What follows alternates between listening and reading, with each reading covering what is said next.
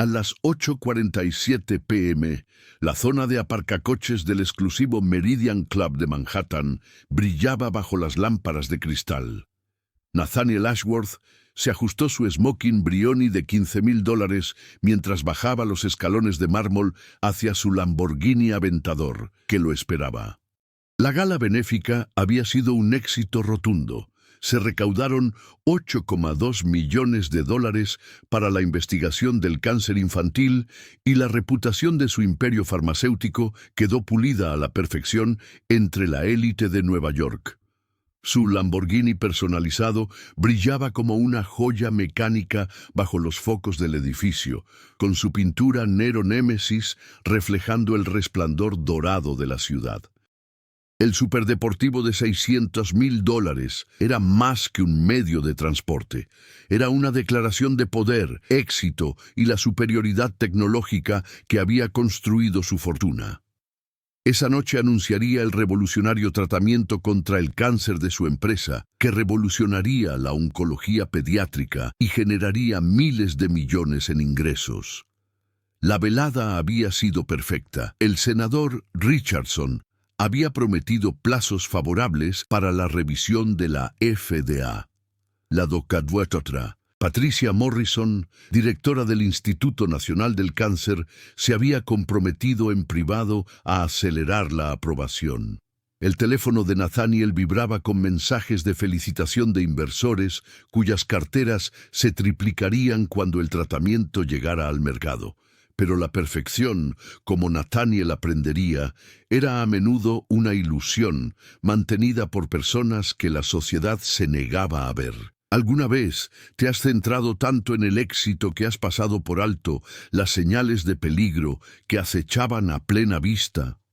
Pulsa el botón de suscribirse si alguna vez has vivido un momento que cambió por completo tu perspectiva, porque esta historia te va a mostrar que la salvación puede llegar de las fuentes más inesperadas. La figura emergió de las sombras entre los lujosos vehículos aparcados como un fantasma que se materializaba desde los márgenes olvidados de la sociedad.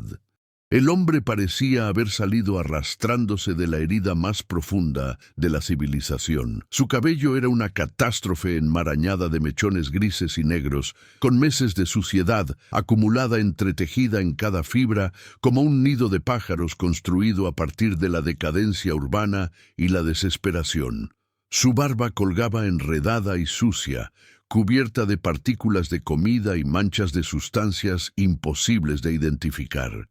La chaqueta que llevaba, que quizá en otro tiempo fuera de denim azul, ahora tenía el color del aceite de motor y la miseria, y colgaba de su esquelético cuerpo como un sudario.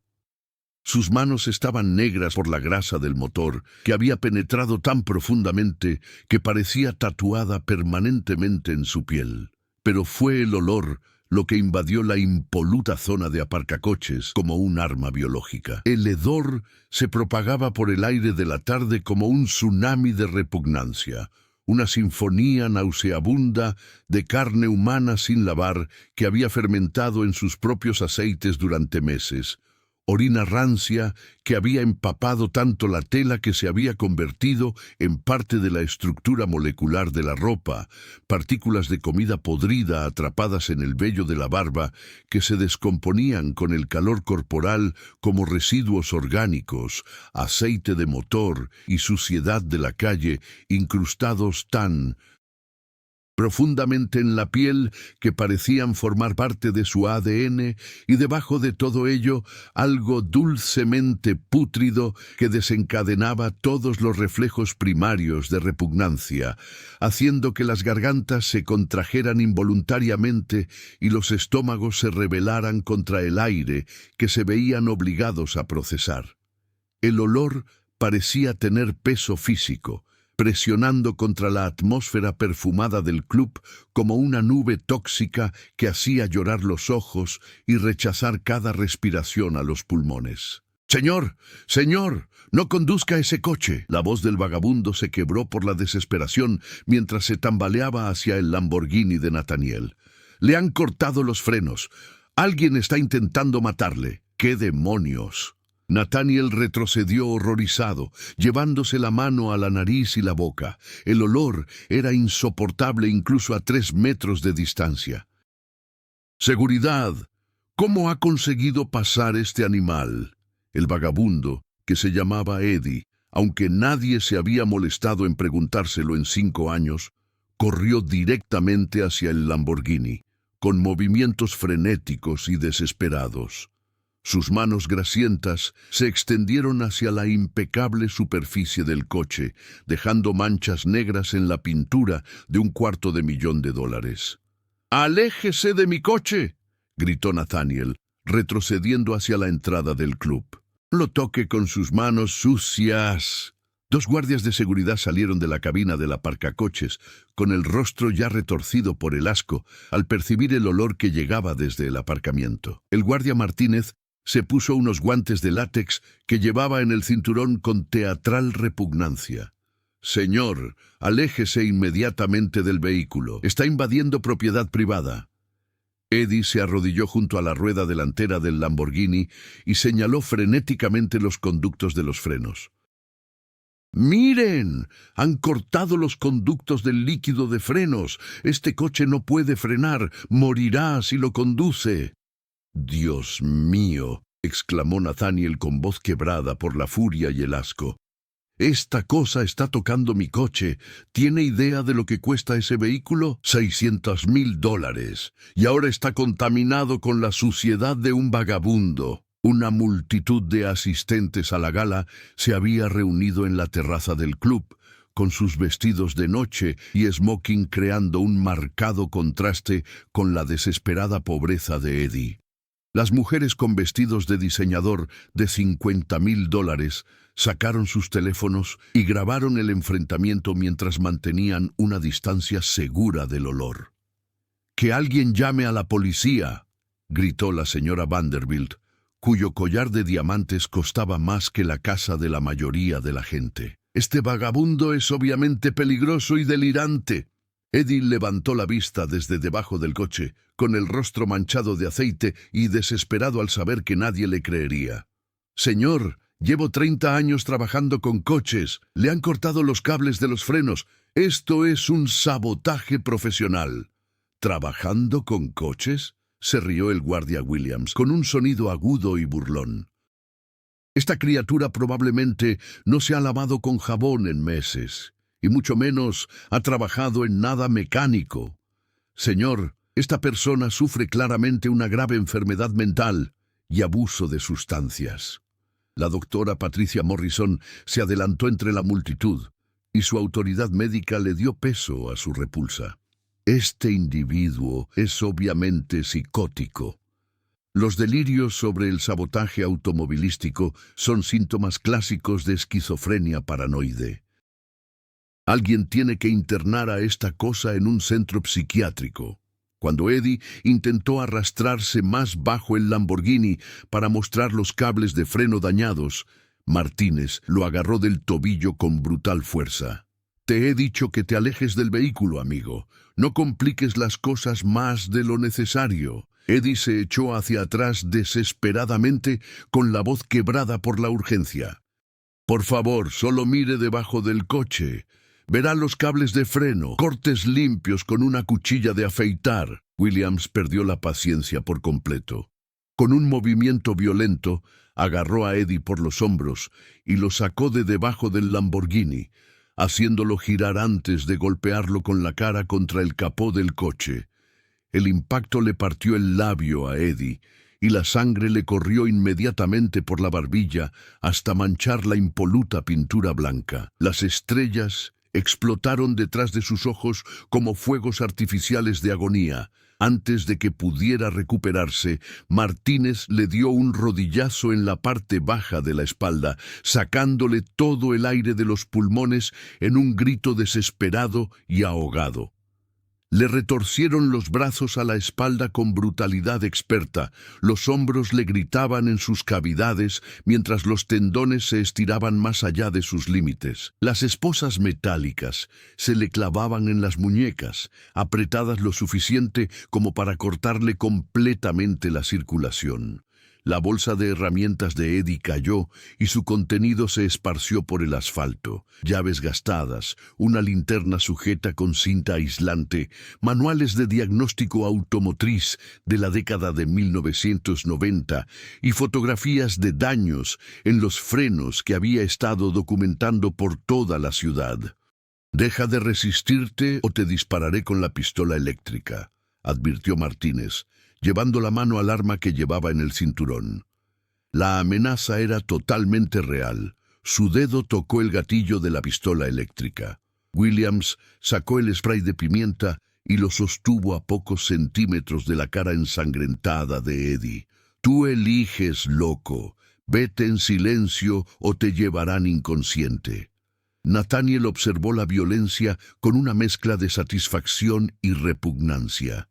«Esta criatura está manchando de sangre mi coche. ¿Entienden ustedes lo que representa ese vehículo? No es solo un medio de transporte, es la perfección de la ingeniería, y ahora está contaminado con sangre de vagabundo». Una mujer entre la multitud cubrió los ojos de su hija adolescente con una mano bien cuidada. «No mires eso, cariño. Algunas personas eligen vivir como animales en lugar de contribuir a la sociedad». El senador Richardson se acercó, intuyendo con su instinto político una oportunidad para las relaciones públicas.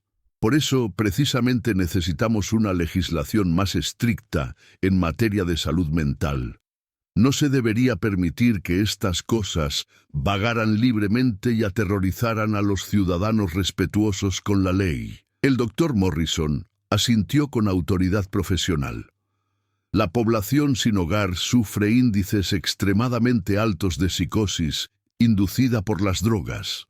Probablemente este individuo no ha tenido un pensamiento coherente en años». Eddie luchó por hablar entre la sangre y el dolor. Sus palabras se entrecortaban por el traumatismo facial. «Los frenos, el líquido hidráulico, se puede ver el charco debajo del coche».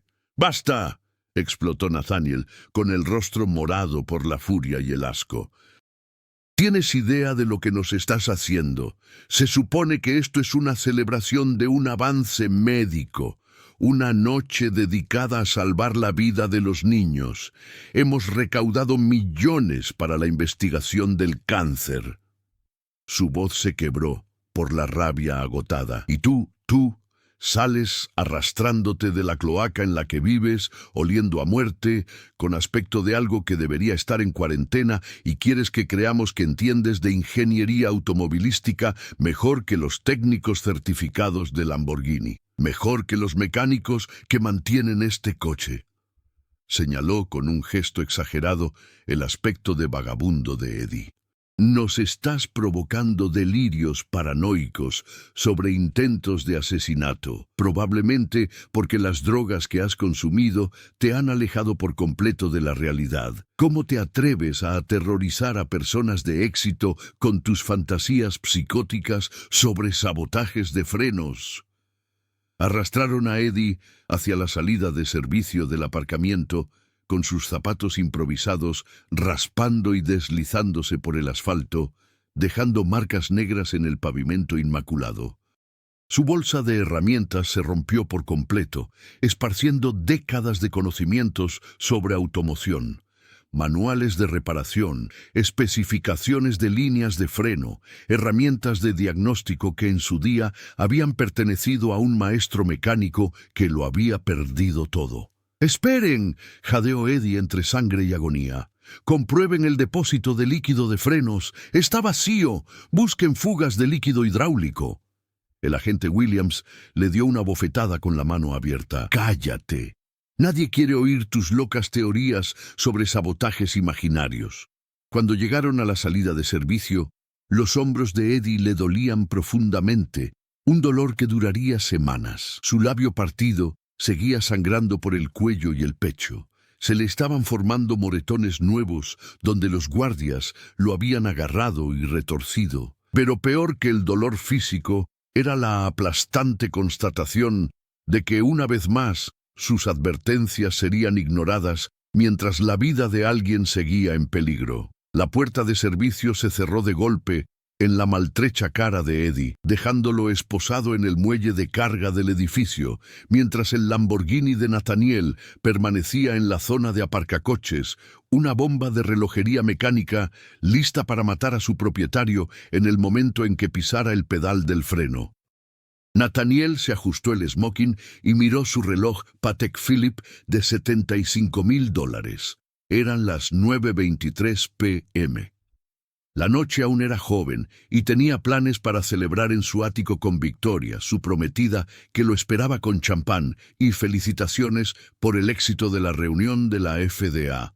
Se acercó a su Lamborghini con un renovado aprecio por su excelencia técnica.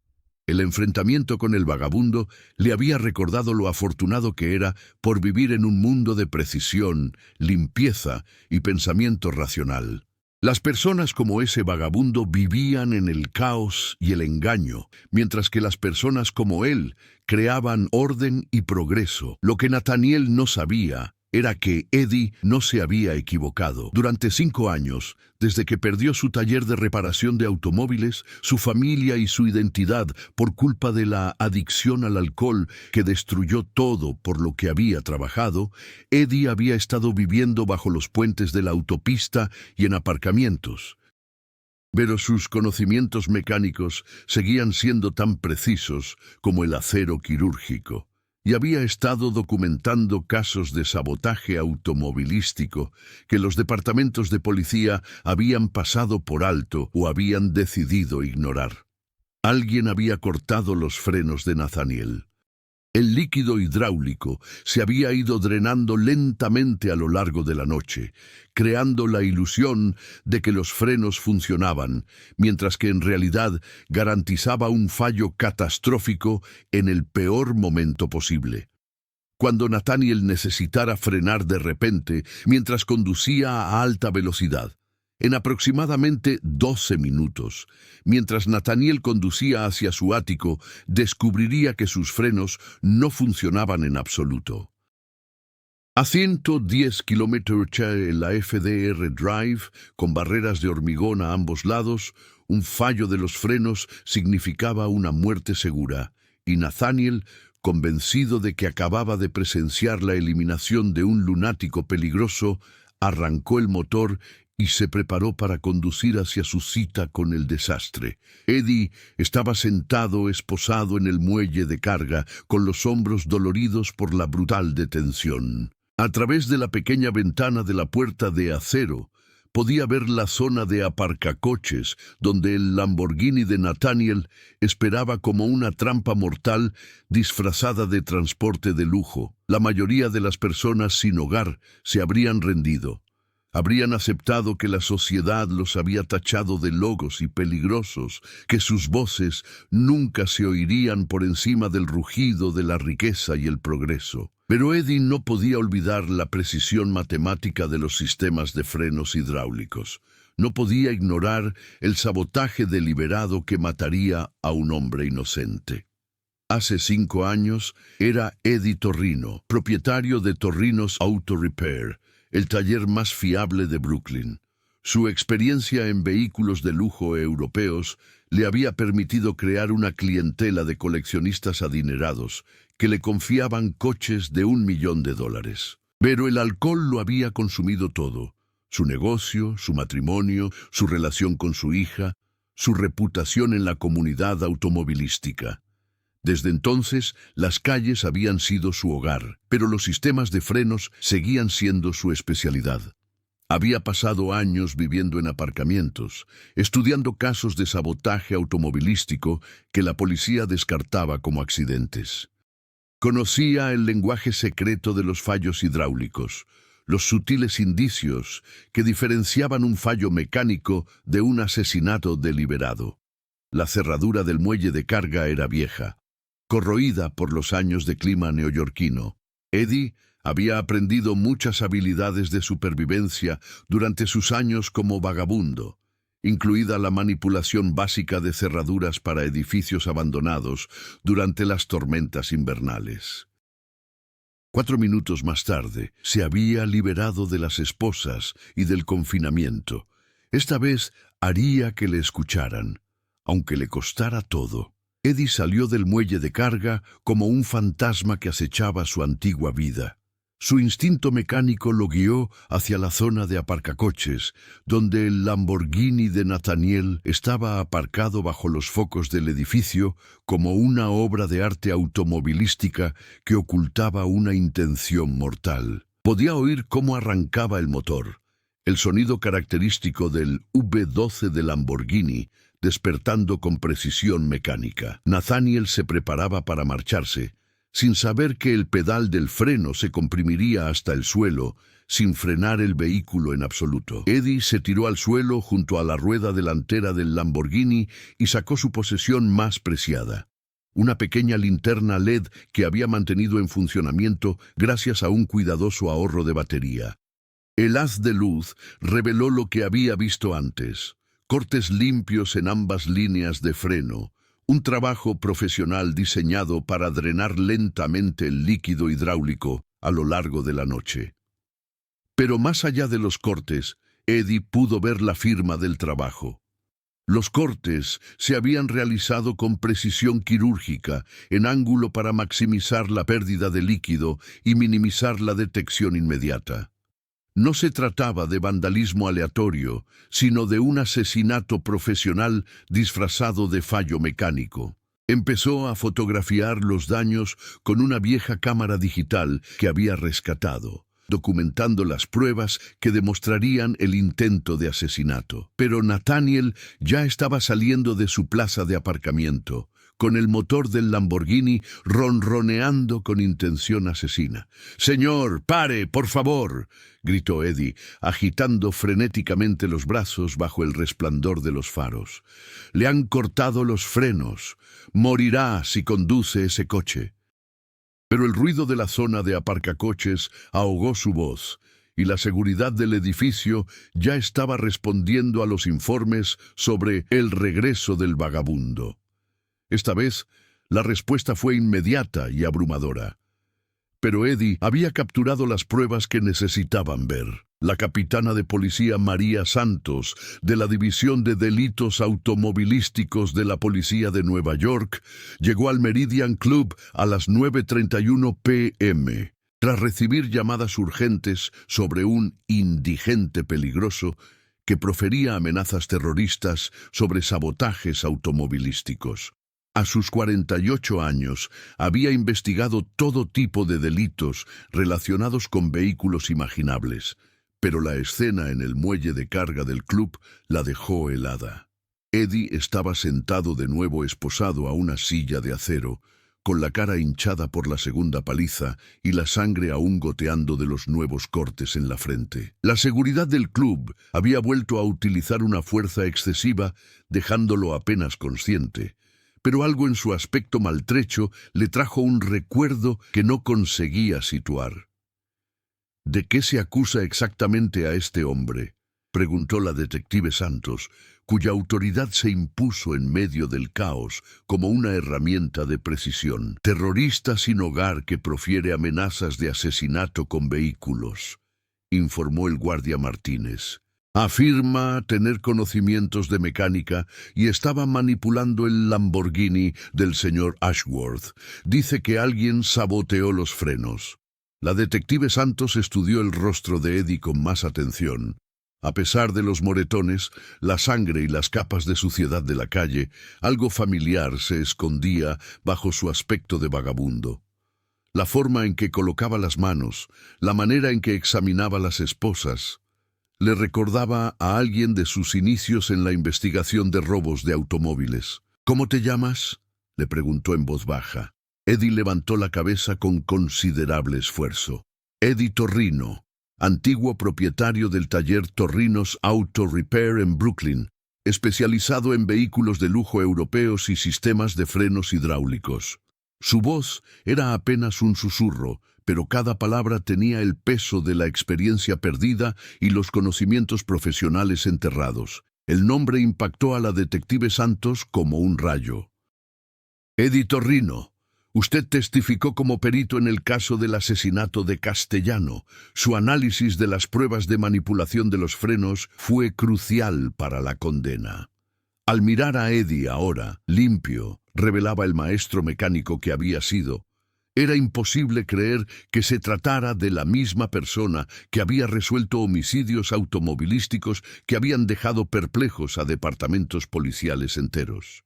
Dale al botón me gusta y suscríbete si crees que todo el mundo merece una segunda oportunidad digna, porque esta transformación no ha hecho más que empezar. La multitud de personal de seguridad y empleados del club se quedó en silencio. Eddie Torrino había sido una leyenda en los círculos forenses automovilísticos antes de su misteriosa desaparición de la vida profesional hace 5 años.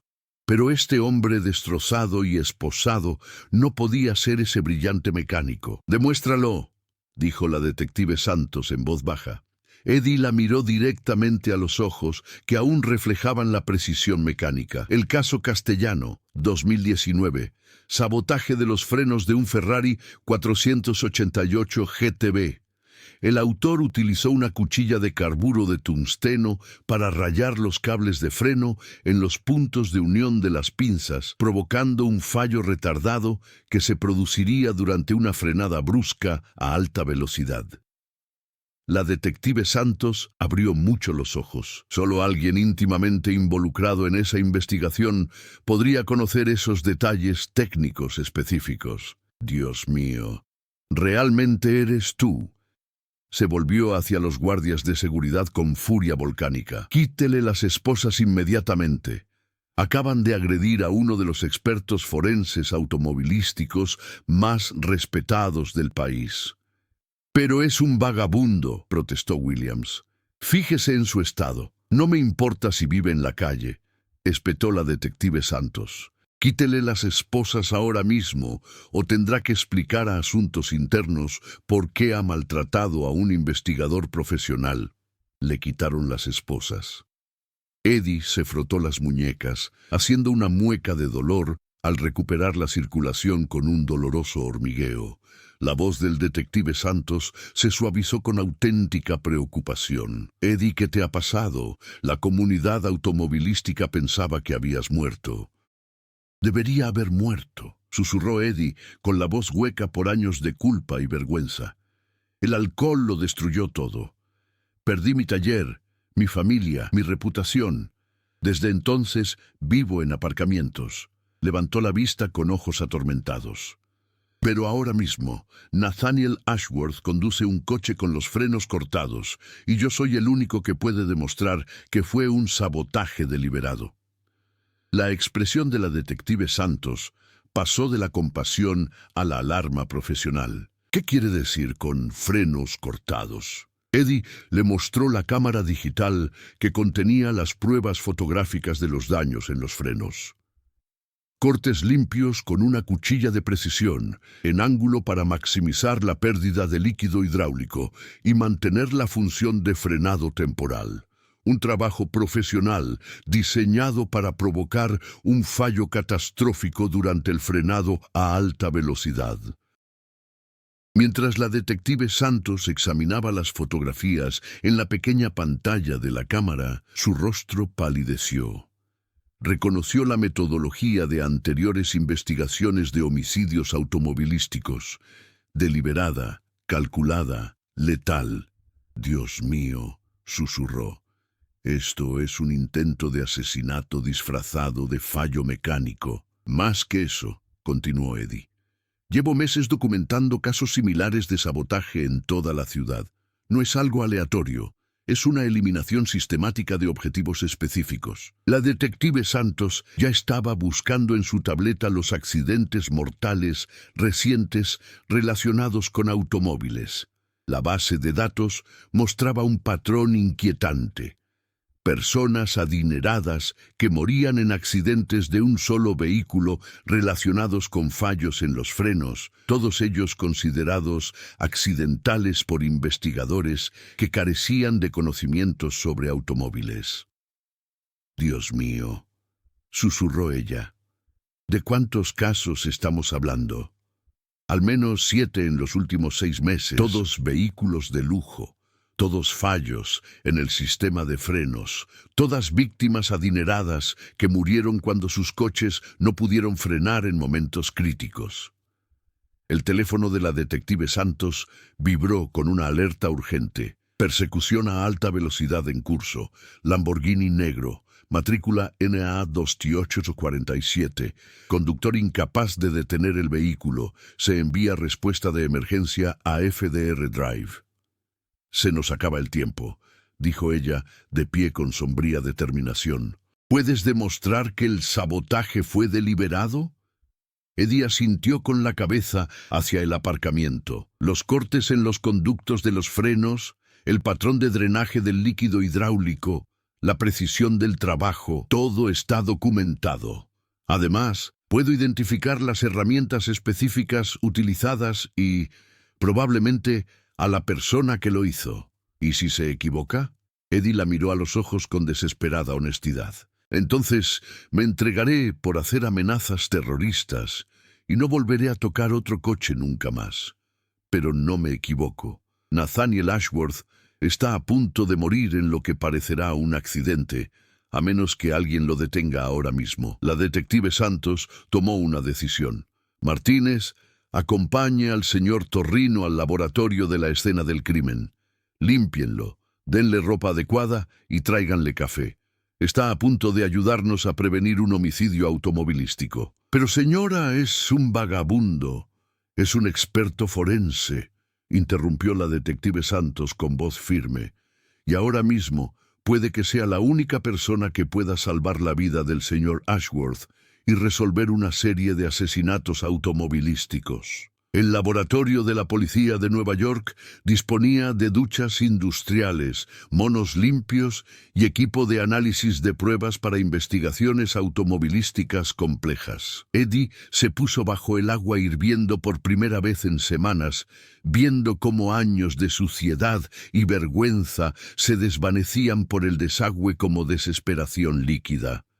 Cuando salió 20 minutos más tarde, bien afeitado y vestido con un mono de técnico de laboratorio, la transformación era milagrosa. El vagabundo, sin hogar, había desaparecido, sustituido por un experto automovilístico, cansado pero decidido, cuyos ojos ardían con determinación profesional. Sus manos, ahora limpias, seguían moviéndose con la precisión y la confianza de alguien que en su día había diagnosticado problemas mecánicos que habían desconcertado a departamentos policiales enteros. El detective Santos le entregó una taza de café humeante y una tarjeta de identificación temporal de consultor en la que se leía E. Torrino, especialista en automoción forense. ¿Listo para esto? Eddie sorbió el café, cuyo calor se extendió por su pecho como una esperanza reavivada. ¿Cuánto tiempo tenemos? Según los informes de emergencia, quizá 5 minutos antes de que los frenos de Ashworth fallen por completo. He enviado unidades para interceptarlo, pero necesitan saber exactamente a qué tipo de avería se enfrentan. Se apresuraron hacia el laboratorio móvil del departamento, equipado con herramientas para el análisis automovilístico de emergencia. A través de las ventanas del laboratorio podían seguir las comunicaciones por radio de la policía mientras las unidades perseguían el Lamborghini de Nathaniel por la FDR Drive. Vehículo sospechoso circulando a alta velocidad, incapaz de reducir la velocidad, informaba la radio. El conductor parece estar intentando frenar, pero el vehículo no responde. Eso concuerda con un fallo hidráulico total, analizó Eddie. Las líneas de freno fueron cortadas para drenar el líquido lentamente, pero una vez que el depósito se vacía por completo, el pedal se hunde hasta el suelo sin poder frenar. La detective Santos activó su sistema de comunicaciones de emergencia. A todas las unidades, aquí la detective Santos. Hemos confirmado un sabotaje automovilístico.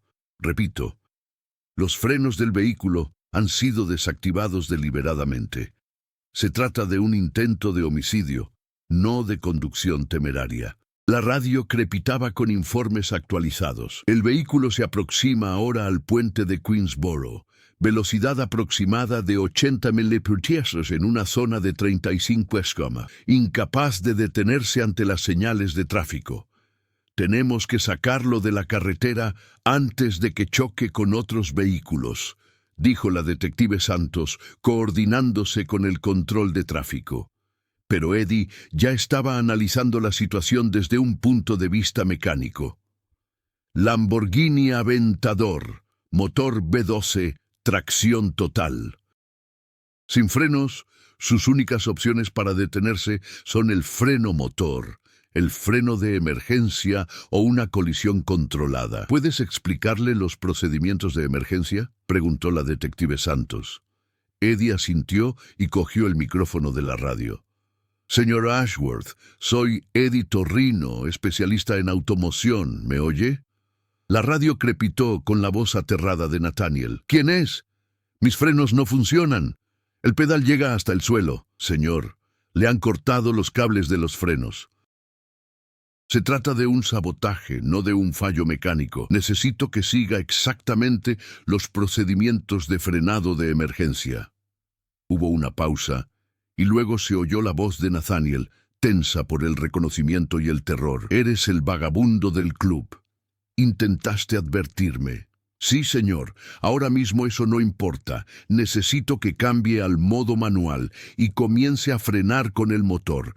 Reduzca progresivamente, de sexta a quinta y luego a cuarta. No sé cómo hacerlo. Es una transmisión automática. Eddie cerró los ojos y visualizó la disposición de los controles del Lamborghini. Busque las levas de cambio detrás del volante. La leva derecha es para subir de marcha y la izquierda para bajar. Empiece a tirar de la leva izquierda repetidamente. La radio transmitió el sonido del aumento de las revoluciones del motor mientras Nathaniel seguía las instrucciones. Funciona. El coche está reduciendo la velocidad. Bien, siga reduciendo marchas, pero no deje que el motor llegue al límite.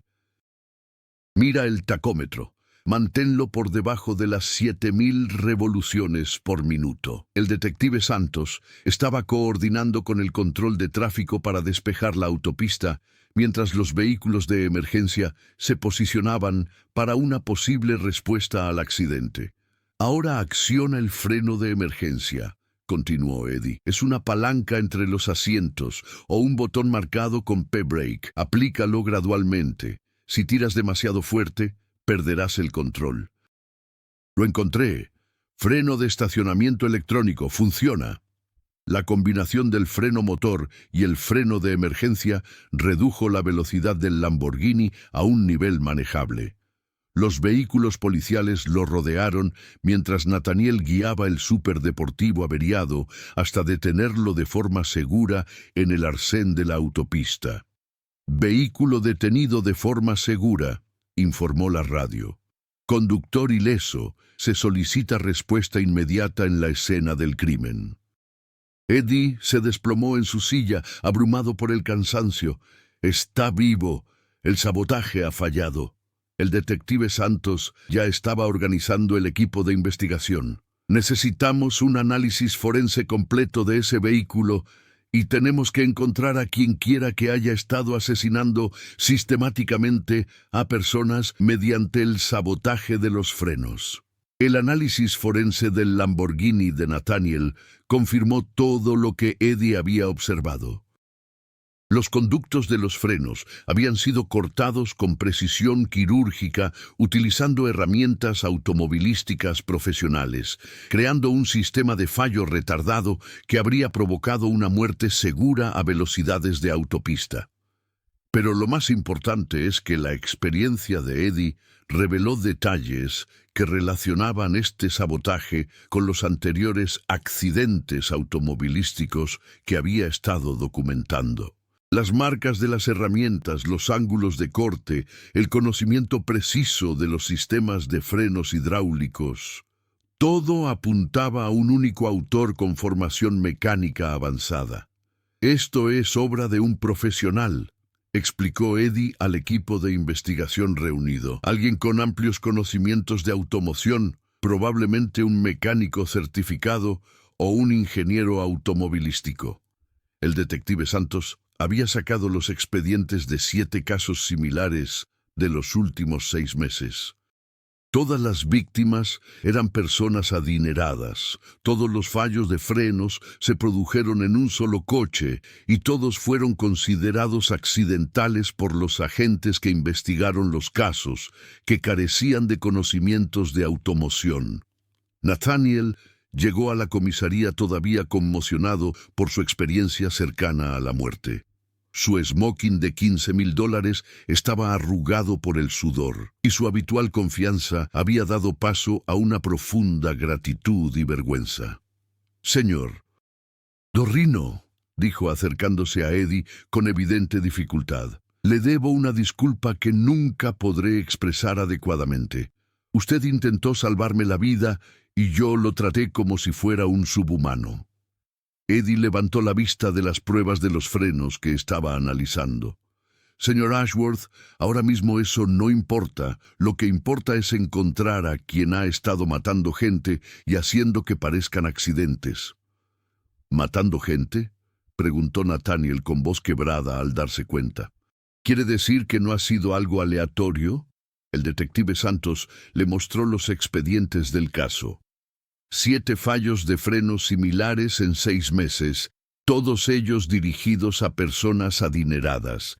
Su caso no es aislado, forma parte de una campaña de asesinatos sistemáticos. El equipo de investigación había identificado al autor gracias al análisis detallado de Eddie de las marcas de herramientas y la metodología. Marcus Dwyer, un antiguo técnico de Lamborghini que había sido despedido por malversación, había estado atacando sistemáticamente a sus antiguos clientes para vengarse, disimulándolo como fallos mecánicos. Sabía exactamente cómo inutilizar los sistemas de frenos sin dejar pruebas evidentes, explicó Eddie. Alguien sin conocimientos de automoción nunca detectaría el sabotaje. La detención fue rápida. Dwyer fue detenido en su apartamento, donde la policía encontró herramientas de automoción que coincidían con las marcas de los frenos de Nathaniel, junto con planes detallados para otros asesinatos. Pulsa suscribirse si crees en la responsabilidad. Dale a me gusta si crees que los conocimientos técnicos deben respetarse independientemente de las circunstancias, y comenta tus opiniones a continuación. ¿Alguna vez has despedido a alguien que resultó tener conocimientos cruciales? Porque el capítulo final está a punto de revelar el verdadero poder de escuchar las voces olvidadas de la sociedad. Nathaniel miró las pruebas con creciente horror. «Casi muero porque no escuché a alguien que intentaba salvarme la vida». Eddie siguió examinando los componentes de los frenos con profesionalidad. Lo importante es que lo detuvimos antes de que matara a alguien más. Pero, en privado, Eddie sabía que este caso representaba algo más que la resolución de un crimen. Demostraba que la experiencia no desaparecía con las circunstancias personales y que la seguridad de la sociedad a veces dependía de escuchar las voces que la riqueza y el estatus preferían ignorar. El juicio de Marcus Dwyer fue noticia en las comunidades automovilísticas y policiales de todo el país. La Fiscalía presentó pruebas de homicidios sistemáticos con automóviles durante 8 meses, dirigidos a antiguos clientes a los que culpaba de su propia caída profesional por su riqueza y éxito. Eddie testificó durante 6 horas y su experiencia en investigación forense automovilística proporcionó pruebas irrefutables de sabotaje deliberado disfrazado de fallo mecánico. El jurado vio imágenes de vídeo de cortes en los frenos, escuchó el testimonio de las familias cuyos seres queridos habían fallecido en accidentes y revisó la documentación de Eddie que demostraba que los 7 casos anteriores habían sido asesinatos. El veredicto fue unánime: culpable de 7 cargos de asesinato en primer grado y un cargo de intento de asesinato.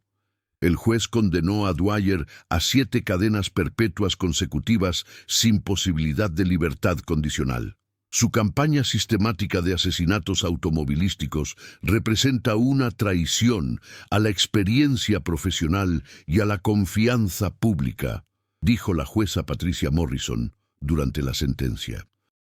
Usted transformó sus conocimientos mecánicos en armas homicidas, convirtiendo los vehículos en trampas mortales para personas inocentes. La condena de Dwyer abrió investigaciones sobre casos similares sin resolver en todo el país. Los expertos en investigación forense automovilística comenzaron a revisar miles de fallos de frenos en un solo coche, identificando patrones que habían pasado por alto los investigadores que carecían de conocimientos mecánicos. Eddie encontró una sombría satisfacción en la justicia, pero su atención siguió centrada en la prevención más que en el castigo. Había creado una empresa de consultoría llamada Automotive Truth Investigations, dedicada a analizar fallos sospechosos en vehículos y a formar a los departamentos de policía en investigación forense automovilística. El lema de la empresa provenía de la experiencia de Eddie. La verdad mecánica no miente, pero se necesita experiencia para interpretarla. Toda muerte inexplicable relacionada con un vehículo merece ser investigada por personas que entiendan cómo funcionan realmente los vehículos. Pero el verdadero cambio se produjo en la forma en que las fuerzas del orden abordaban las muertes automovilísticas. Los fallos de frenos ya no se considerarían automáticamente accidentales. El trabajo de Eddie había demostrado que los coches podían ser armas homicidas en manos de personas con conocimientos mecánicos e intenciones delictivas. 6 meses después de sacar a la luz la campaña de asesinatos automovilísticos, Eddie Torrino se encontraba en su nueva oficina de la Administración Nacional de Seguridad Vial, contemplando cómo el amanecer pintaba el horizonte de Washington, D.C., con tonos de esperanza y posibilidad. Su escritorio estaba cubierto de expedientes, muertes sospechosas en accidentes automovilísticos que requerían el análisis de expertos para determinar si se trataba de accidentes o homicidios. El Departamento de Transporte había creado un nuevo puesto específicamente para él, investigador jefe de homicidios automovilísticos. Su perspectiva única, al haber experimentado tanto la experiencia mecánica como el rechazo social, lo convertía en una persona invaluable para identificar los asesinatos con vehículos que los investigadores tradicionales pasaban por alto. Nathaniel Ashworth había sido fundamental en la resurrección profesional de Eddie. Su empresa farmacéutica había donado $3 millones para crear el Instituto Torrino para la Seguridad Automovilística, dedicado a formar a las fuerzas del orden en la investigación de homicidios automovilísticos y la prevención de asesinatos con vehículos. Gracias por salvarme la vida cuando todos pensaban que solo eras un loco sin techo, había escrito Nathaniel en una carta que ahora estaba enmarcada en el escritorio de Eddie. Me enseñaste que la experiencia merece respeto independientemente de las circunstancias personales y que las personas que la sociedad descarta pueden ser las que poseen los conocimientos más importantes. La carta se encontraba junto a las credenciales profesionales restauradas de Eddie, un largo proceso que había requerido el apoyo de docenas de colegas que recordaban su brillantez en el ámbito automovilístico antes de que la adicción al alcohol destruyera su carrera. La Junta de Licencias había concluido finalmente que sus 5 años de sobriedad, incluso mientras era vagabundo, y su intervención para salvar vidas demostraban su rehabilitación y competencia profesional.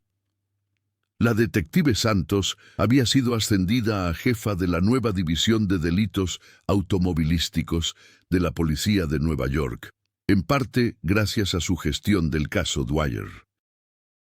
Había implementado el Protocolo Torrino, formación obligatoria en investigación forense automovilística para todos los detectives, consulta a expertos en muertes sospechosas en vehículos y revisión sistemática de casos previamente considerados accidentales.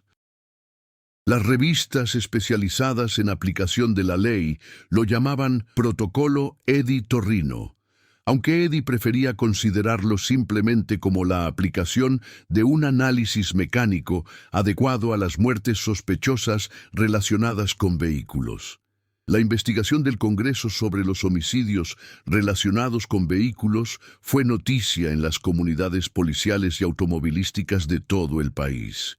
Las audiencias revelaron fallos sistemáticos en las investigaciones de muertes relacionadas con vehículos, la falta de conocimientos automovilísticos en los departamentos de policía y la facilidad con la que saboteadores expertos podían cometer asesinatos mediante manipulaciones mecánicas. Eddie testificó durante 8 horas y su experiencia en medicina forense automovilística proporcionó pruebas irrefutables de que los vehículos eran utilizados con frecuencia como armas homicidas por personas con conocimientos mecánicos. El Congreso vio pruebas en vídeo de técnicas de sabotaje de frenos, escuchó el testimonio de familias cuyos seres queridos habían fallecido en accidentes sospechosos, y revisó estadísticas que mostraban que los homicidios automovilísticos estaban muy infrarrepresentados. El informe final del Congreso fue revolucionario. El homicidio automovilístico representa una amenaza significativa y poco reconocida para la seguridad pública. Los vehículos pueden transformarse en armas homicidas mediante técnicas de sabotaje que escapan a la detección de los investigadores que carecen de conocimientos mecánicos. Varias agencias federales recibieron más fondos para la formación en investigación forense automovilística. La Administración Nacional de Seguridad Vial estableció nuevos protocolos que exigían un análisis mecánico experto de las muertes sospechosas en vehículos. Las academias de policía de todo el país comenzaron a incluir la investigación de homicidios automovilísticos en sus planes de estudios. La enmienda Torrino a la Ley de Seguridad Vial exigía que todas las muertes sospechosas relacionadas con vehículos fueran revisadas por expertos forenses automovilísticos certificados antes de ser declaradas accidentales. Eddie encontró una profunda satisfacción en las reformas sistémicas, pero su atención siguió centrada en los casos individuales más que en el reconocimiento institucional. Había creado una organización sin ánimo de lucro llamada Mechanics Against Murder, Mecánicos contra el Asesinato, dedicada a formar a profesionales del sector automovilístico para que reconocieran y denunciaran los indicios de sabotaje de vehículos. El lema de la organización reflejaba el recorrido de Eddie. El conocimiento mecánico es una responsabilidad, no solo una habilidad. Todos los profesionales del sector automovilístico tienen la obligación de proteger la seguridad pública mediante su experiencia y vigilancia. 2 años después de la noche que lo cambió todo, Eddie regresó al Meridian Club para una ceremonia especial. El establecimiento iba a inaugurar un nuevo programa de concienciación sobre la seguridad automovilística, financiado por Nathaniel Ashworth y bautizado en honor a las víctimas de homicidios automovilísticos. Nathaniel Ashworth estaba a su lado, ambos vestidos con traje, mientras se dirigían a una audiencia compuesta por agentes de la ley, profesionales del sector automovilístico y defensores de la seguridad. El multimillonario que en su día había despreciado a Eddie como basura subhumana, ahora lo presentaba como el experto que me salvó la vida y revolucionó la investigación de los homicidios automovilísticos. Eddie Torrino me enseñó que la experiencia trasciende las circunstancias, dijo Nathaniel a la multitud reunida. Me demostró que las voces descartadas por la sociedad pueden transmitir nuestras advertencias más importantes y que los prejuicios pueden ser, literalmente, una cuestión de vida o muerte. El Centro Nathaniel Ashworth para la Seguridad Automovilística serviría tanto como centro de formación como memorial, en honor a las víctimas de homicidios automovilísticos, al tiempo que formaría a los investigadores en medicina forense automovilística. Todos los cursos serían revisados por expertos automovilísticos certificados, lo que garantizaría que los conocimientos mecánicos se aplicaran correctamente a las investigaciones criminales. Eddie también había vuelto a encontrar el amor. La detective María Santos se había convertido en su compañera tanto en lo profesional como en lo personal. Se habían casado en una pequeña ceremonia 8 meses antes, con Nathaniel como padrino, y la comunidad automovilística celebrando la unión entre las fuerzas del orden y la experiencia mecánica. Su trabajo conjunto se expandió más allá de los casos individuales para abarcar una defensa más amplia de la seguridad automovilística. Habían creado una fundación que ofrecía formación en investigación forense automovilística a los departamentos de policía de todo el país, reconociendo que la resolución de homicidios automovilísticos requería tanto habilidades de investigación como conocimientos mecánicos. El lema de la fundación reflejaba su colaboración. La justicia requiere experiencia. Toda muerte sospechosa relacionada con un automóvil merece ser investigada por personas que entiendan tanto el comportamiento delictivo como la verdad mecánica. En las noches tranquilas, Eddie recorría los campamentos de personas sin hogar de Nueva York, ofreciendo consejos de seguridad automovilística a personas que la sociedad había olvidado. Había aprendido a reconocer los signos de conocimientos ocultos entre los marginados. Antiguos mecánicos, ingenieros automovilísticos y profesionales técnicos cuyas vidas se habían descarrilado por la adicción, las enfermedades mentales o la catástrofe económica. Algunas noches se encontraba con otras personas sin hogar que tenían conocimientos cruciales sobre automóviles que podían salvar vidas. A diferencia de su propia experiencia, estas voces ahora eran escuchadas, respetadas y tenidas en cuenta. La comunidad policial estaba aprendiendo poco a poco que la experiencia no requería una dirección permanente ni un historial personal perfecto. Nathaniel visitaba la oficina de Eddie cada pocos meses, normalmente con novedades sobre investigaciones farmacéuticas o historias sobre mejoras en la seguridad automovilística que habían evitado posibles homicidios. Su experiencia cercana a la muerte lo había transformado de alguien que despreciaba a las personas sin hogar por considerarlas inútiles a un defensor del reconocimiento de la experiencia donde quiera que existiera. «Me devolviste la vida», le dijo a Eddie durante una de sus cenas habituales. «Pero, más que eso, me enseñaste a evaluar los conocimientos de las personas en lugar de sus circunstancias. Esa es una perspectiva que ha cambiado por completo mi forma de ver el mundo». El efecto dominó siguió extendiéndose. Las escuelas de automoción ahora exigían cursos sobre medicina forense y seguridad que incluían la historia de Eddie como ejemplo aleccionador y relato de redención. Los departamentos de policía de todo el país habían implementado protocolos para consultar a expertos en automoción sobre muertes sospechosas en vehículos. Y lo más importante, la historia había cambiado la forma en que la sociedad veía a las personas sin hogar. La transformación de Eddie, de vagabundo automovilístico a investigador federal, había desencadenado un debate nacional sobre los conocimientos ocultos entre las poblaciones más vulnerables de la sociedad. Una noche, mientras Eddie estaba en su oficina, observando las luces del tráfico que fluía con seguridad por los puentes de Washington, pensó en el largo viaje desde la desesperación hasta la redención. Hace 5 años lo había perdido todo por su adicción al alcohol y quería desaparecer por completo. Esa noche volvía a prevenir asesinatos relacionados con los automóviles, volvía a tener amor, volvía a tener un propósito. Su teléfono vibró con un mensaje de texto del detective Santos.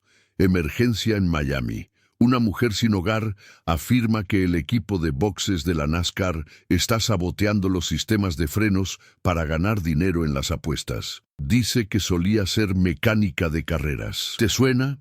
Eddie sonrió, cogió su abrigo y su kit forense. Voy para allá. Algunas batallas nunca terminaban, pero ahora contaba con un ejército de aliados que entendían que la experiencia automovilística tenía muchas caras y que las advertencias de seguridad se expresaban con muchas voces, incluidas aquellas que la sociedad prefería no escuchar. El ciclo de rescate y redención continuaba, un mecánico olvidado tras otro. ¿Qué opinas de esta historia? Si estuvieras en el lugar de Nathaniel, ¿habrías tenido el valor de escuchar a alguien a quien la sociedad había descartado por completo, especialmente cuando sus advertencias parecían imposibles de creer? ¿Alguna vez te has encontrado con alguien cuya experiencia fue ignorada debido a sus circunstancias personales? Deja tus comentarios a continuación. Si esta historia te ha emocionado, inspirado o abierto los ojos a los conocimientos ocultos que nos rodean, pulsa el botón de suscribirse para ver más historias reales de redención y sabiduría ignorada. Pulsa el botón de me gusta si crees que los conocimientos técnicos deben respetarse independientemente de las circunstancias personales. Comparte esta historia con alguien que necesite oír que sus conocimientos son importantes, independientemente de la situación a la que se enfrente actualmente. ¿Desde dónde nos ves? Cuéntanoslo en los comentarios. Recuerda, cada persona sin hogar tiene una historia. Algunas de esas historias pueden contener conocimientos técnicos que podrían salvarte la vida, pero solo si estamos dispuestos a mirar más allá de las apariencias y escuchar con la mente en lugar de juzgar con nuestros prejuicios. Detrás de cada vagabundo puede haber un mecánico, un ingeniero, un médico o un experto cuyos conocimientos podrían evitar el próximo desastre si tenemos la sabiduría de escuchar. Tu experiencia sigue siendo importante.